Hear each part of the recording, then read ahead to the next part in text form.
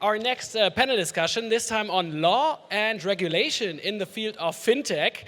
And this discussion will be conducted by Susanne Krehl. She is the Chief Communication Officer of the Berlin-based fintech Cash Payment Solutions. And she's the chairwoman of the specialist group Fintech of the German Startups Association. Susanne, the stage is yours. Thank you. Well, I was introduced already, so now we're going to have the law and fintech topic. As we all know, regulation is an essential topic in the fintech area. We are affected by that much more than any other e-commerce startup, for example. And I think that the fintech scene is currently growing up. We have started lobbying, we have started organizing ourselves in the German Startups Association, as well as in the Bitkom, or together with the Banking Association. And today I have two guests joining me for the Law and Fintech panel. First of all, Marco Ventin. He is board member of Solaris Bank, who managed to get a bank license within 8 months, and he will now tell us how that worked. And second panelist is Sven Korchinowski. He is partner at KPMG, and there leads the Payment, Fintech, and Innovation Department. So have a seat, guys.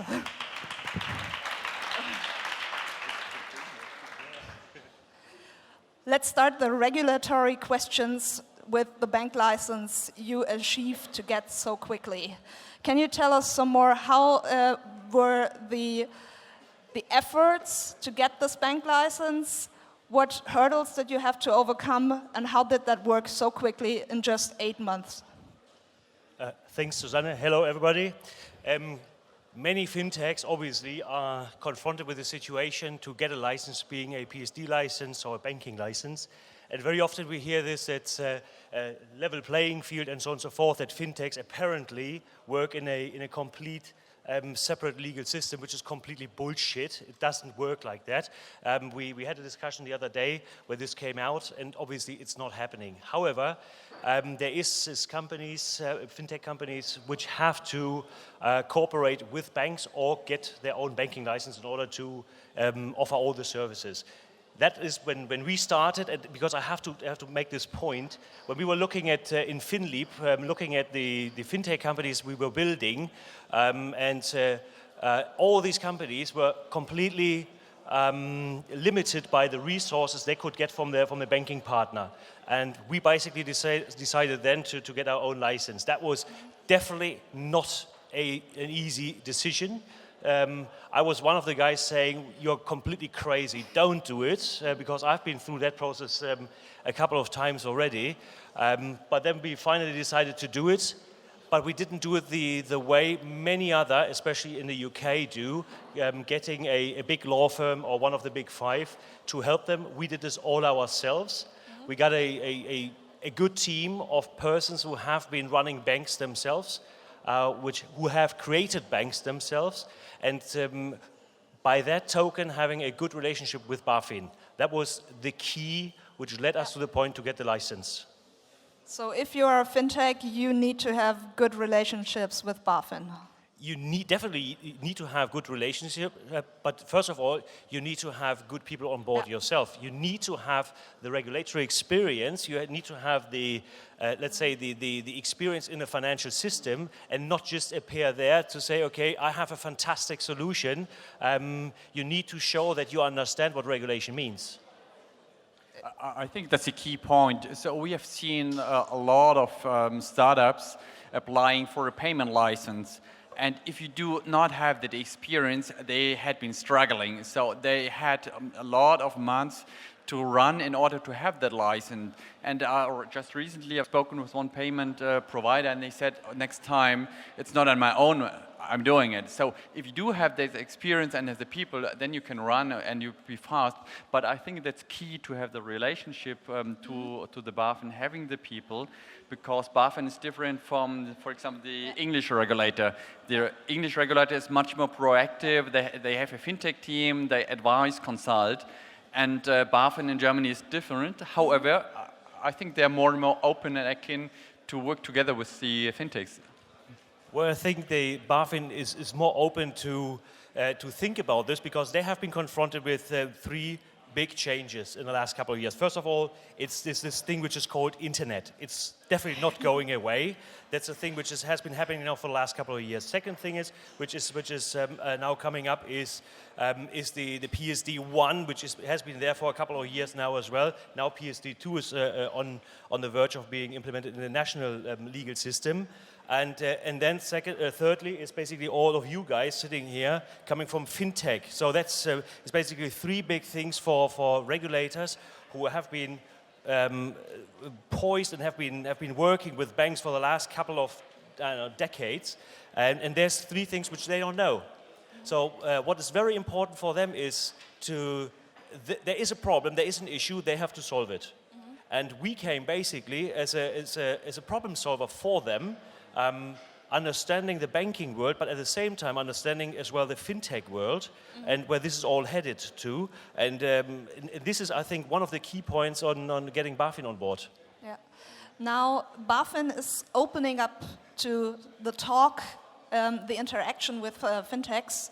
In June, there will be a big BaFintech camp, I'd say, where BaFin welcomes a lot of fintechs in Frankfurt. Do you think this is just only a good thing that we get in touch with BaFin, or can that also be a dangerous thing when the BaFin has too much attention on the fintech business models right now? I think that's a question for you, Sven. I don't know, maybe. So maybe. I think you're the one advising. Yeah, I think it's the first one. It's very much appreciated that BaFin is opening this, and they will have that camp in order to talk with fintechs. Mm-hmm. And we have to do that. And last week or 2 weeks ago, there had been the FinCamp of the BMF, so the Ministry of Finance, and Hufnagel, the head of the BaFin, was speaking. He was great. He was good. So he was very much open to say, okay, we want to talk together. We want to help the community. There will not be a sandbox, such as in the UK. I think there was a discussion in the last couple of months. Yeah. But we will work together, and the BaFin will help. And I do remember Jens Spahn saying that there will be maybe 10 to 20 people in the BaFin, specialists on fintechs, in order to help the likes as Solaris, the Lego banks, and the fintechs and others. And that's good. Yeah. Now, Solaris is basically a tech company with a bank license. That's what I got pitched. That's how you see yourselves, yeah? Definitely, yes. Definitely. Okay. And that's why I made this at the beginning. I made this point that we were coming out of FinLeap as a fintech incubator company builder is the word FinLeap obviously wants to use. And the main focus is there, financial and technology. So if we decided to be a classic, a traditional bank, in a common sense, everybody would understand it, we would be directly put into the same drawer as all the other traditional banks have been. So what we changed basically is the mindset of saying technology first. We have seen how fintechs work. We have seen how this functions. I myself, in the last couple of years, when I was working with Deutsche Handelsbank before Sofortbank, there was already, we were the biggest financer of the e-commerce world in Germany. So we've already there, at this point in time, started to think like tech companies, and now obviously brought this to the next level and built a tech company, but in order to do it right, and have this discussion today to get a license as well. I think that's a very important and interesting point what is Solaris doing, because when you go to traditional banking, our title is law and regulation, etc. So we see the incumbents, the traditional banks struggling with the requirements. So for example, there are a number of regulations coming from the ECB saying, provide me with the data, you have to comply, we're doing benchmarks, and then they go to the banks and saying, okay, if you have a cost-income ratio of 70 and the benchmark is 60, what's the problem? Yeah. So please tell me, deliver the data. And for the huge and incumbent banks, that's a challenge. However, I might imagine that for you it's much more easy. You have a core banking system chosen, you have the layers on top of this, and I would imagine that's more easy to provide such information, be it to BaFin or ECB and others, and be faster and more precise, and make use of regulation, having it as an asset. Well, we definitely say that regulation is an asset when we look at it from a business perspective. Yeah, no offense intended, really, but obviously when you set the barrier high for other incumbents or for new entrants to get there, it's always better because you ring fence your business model, and that's what we've done with the banking license. So we set the barrier high for any other person coming in there. That's one thing. The second thing obviously is, as we are using a core banking system as well. I will not tell you which one because it's totally irrelevant, because it's only 10-15% of what our technology is about. This is we obviously need a connection to the SEPA clearer. We need a connection to BaFin and Bundesbank regulatory reporting and so on and so forth. That is what a core banking system does, but nothing more. What we've built on top of it, that is where intelligence comes in. That's where other banks basically struggled. And I've seen this in the banks before, where I've been working before, because we have been working on core banking systems, but this is basically of like getting a Trabant and trying to put a chassis or something on of like Ferrari on top of it. It doesn't work, does it? Yeah, we've seen, for example, when we're talking PSD2, it's SEPA 2. And when you go back to SEPA 1, we have seen banks and insurances converting the IBAN internally to the old format, to the old Bankleitzahl and account number, because the systems weren't able to provide the 22 figures. That's also why the big ghost in the fintech scene, PSD2, is seen as one of the biggest challenges for banks, which are now to come, because core bank systems and also all the historically grown IT infrastructure is not that easy to convert, to open up, to give the access to accounts that is yet to come. Do you think that some of the banks will not master this challenge and that more fintechs will become banks?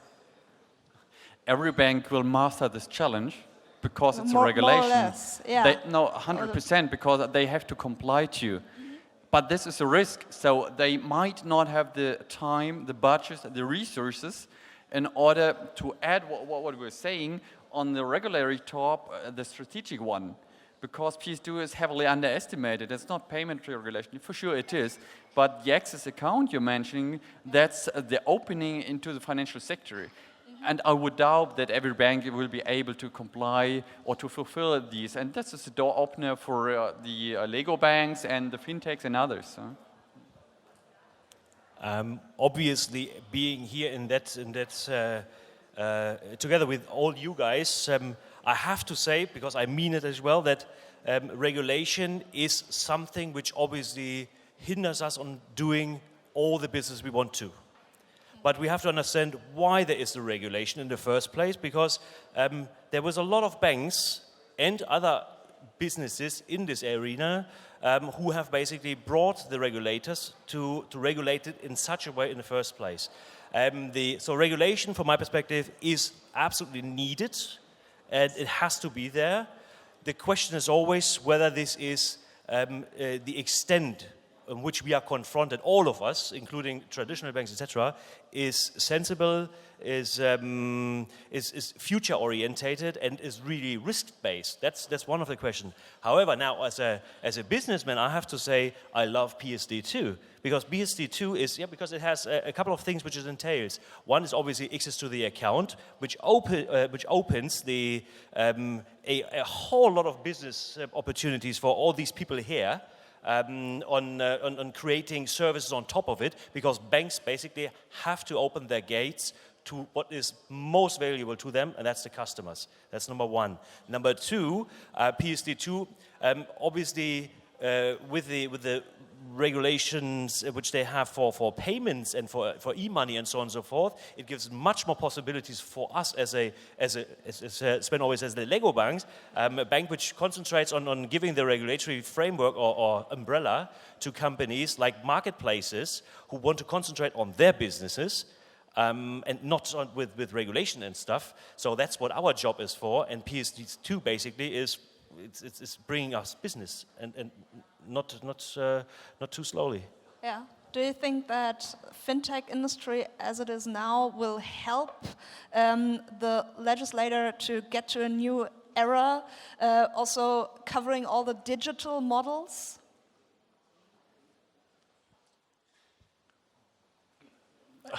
Like, interesting there's question. a lot of fintechs who act in a kind of zone, like in between laws. Like they don't really know whether this is really legal or not, or will be.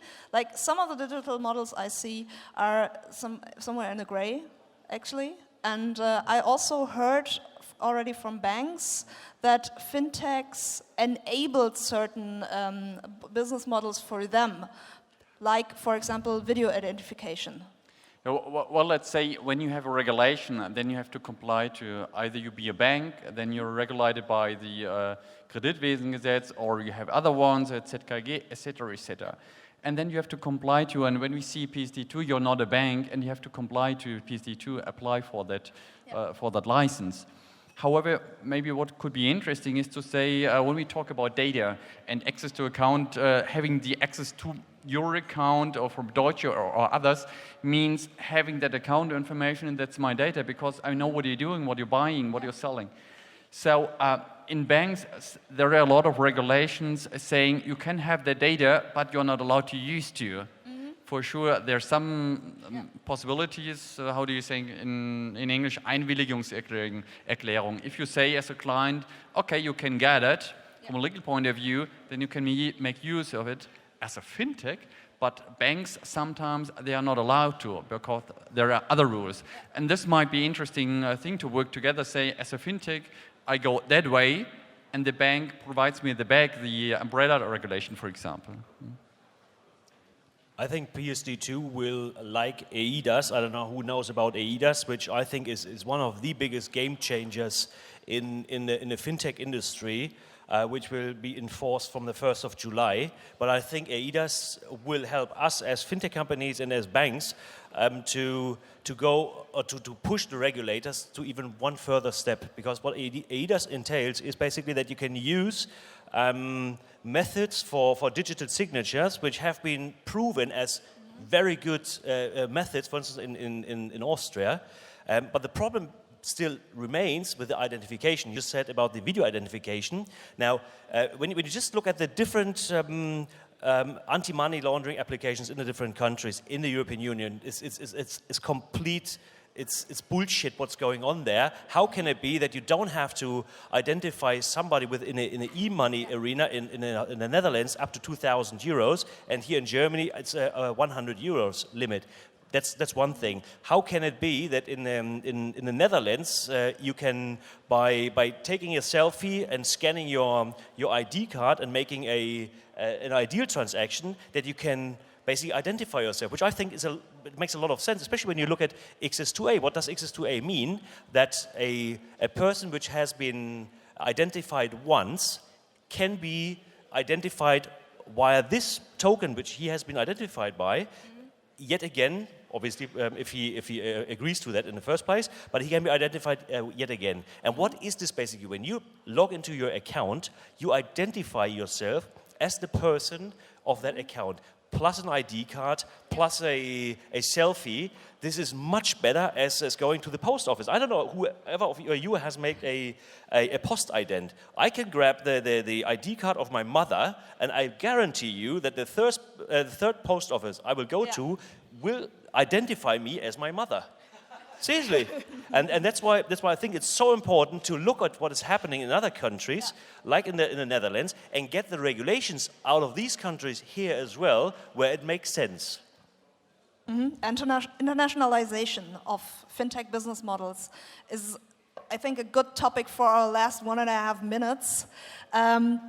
How do you do that at Solaris Bank? And do you see, Sven, maybe last question for you, where do you see the biggest challenges in European legislation that we leave our German perspective here?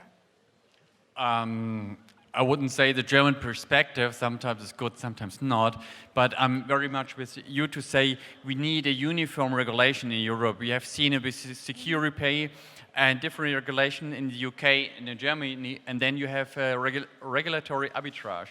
So I really hope that with PSD2 and others, we have one uniform regulation, and that's a big opportunity, because what we're saying, regulation is one starting point, but needed from a strategic perspective, and go to Europe, and then PSD2 can help to have a really European market, a bigger market than Germany.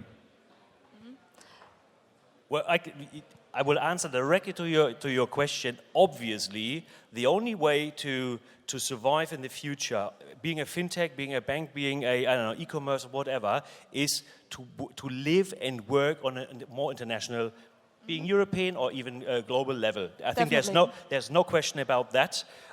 We have just today received information that our passport application for e-money into 4 different countries has been approved. So just after 1.5 weeks after doing that, we've been approved to be able to operate in the Netherlands, in Austria, in Belgium, and in UK. So I think you see that if you do the things right, the regulators will support you as well, but you have to be on the same level as they are, and you have to understand that there are regulations and you are willing to fulfill them.